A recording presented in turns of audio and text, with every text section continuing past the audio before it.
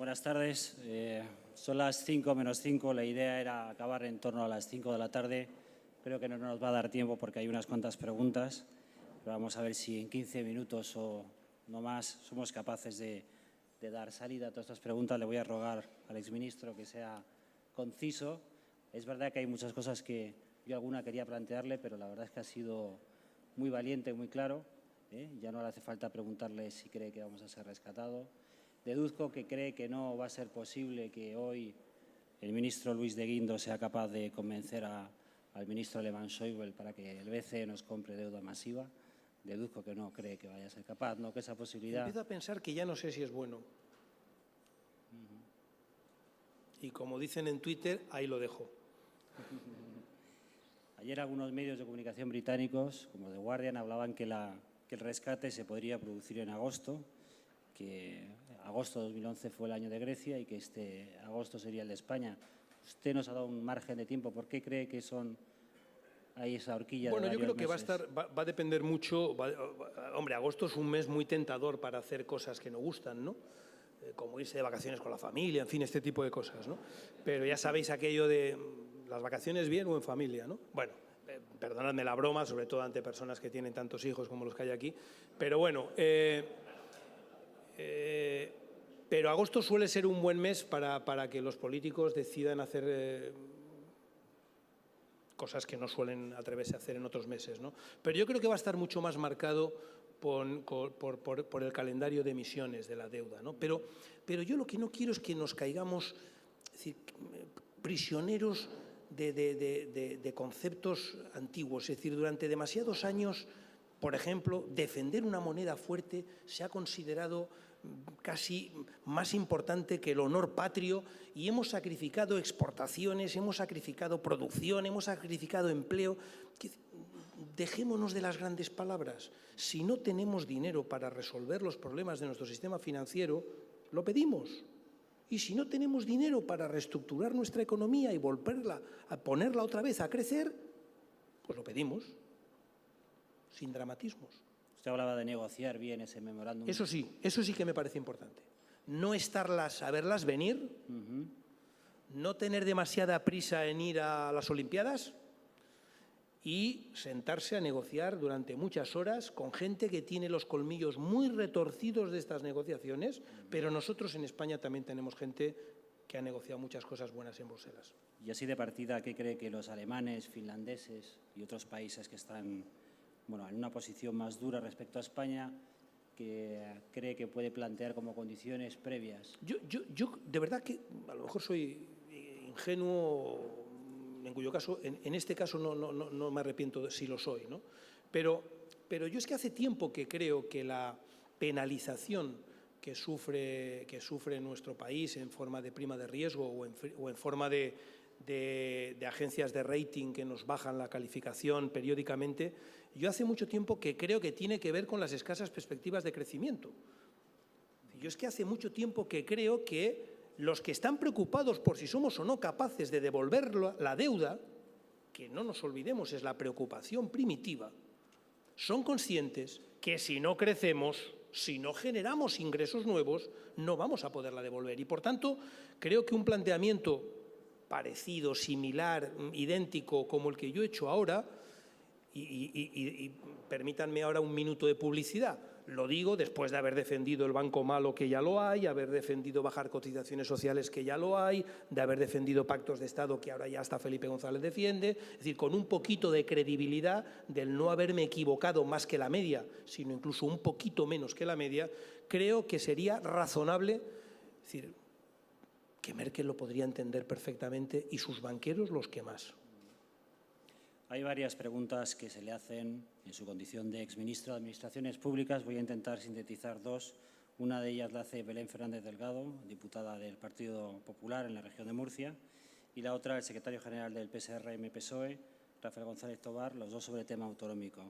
Belén Fernández Delgado le pregunta: ¿usted, que ha sido ministro de Administraciones Públicas, cree necesario que las autonomías devuelvan competencias al Gobierno central para solucionar en parte esta crisis? Y por su parte, Rafael González Tobar, más o menos en la misma línea, dice: hay voces que piden cambios en el sistema autonómico. ¿el problema que percibe la sociedad española subyace en el sistema autonómico en sí o más bien es consecuencia de una mala gestión de sí mismo? Pues no a la primera y sí a la segunda. Me explico. Antes de nada, lo mejor que tiene ser ministro es ser exministro. No tengan ninguna duda, entre otras cuestiones porque puedes decir a estas preguntas lo que de verdad piensas y no lo que te han dicho desde la Moncloa que tienes que decir en ese momento, ¿no? ¿Por qué digo no a la primera? Mire, yo creo que nosotros tenemos un diseño de Estado autonómico que fue muy inteligente.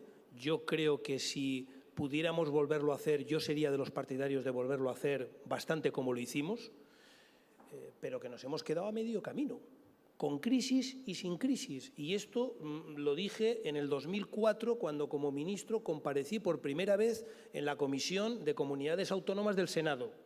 Necesitamos reformar nuestro Estado autonómico, porque hay duplicidades, porque hay ineficiencias y, sobre todo, porque no hay coordinación ni cooperación. Nos hemos tirado muchos años peleando por lo tuyo y lo mío, y a lo mejor ha llegado la hora de empezar a hablar de lo nuestro, de lo de todo. Eso significa seguramente reajustes. Yo no veo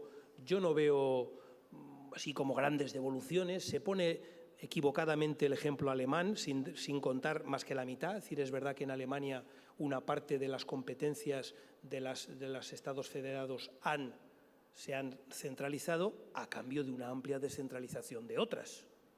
Esta segunda parte ya no se suele decir.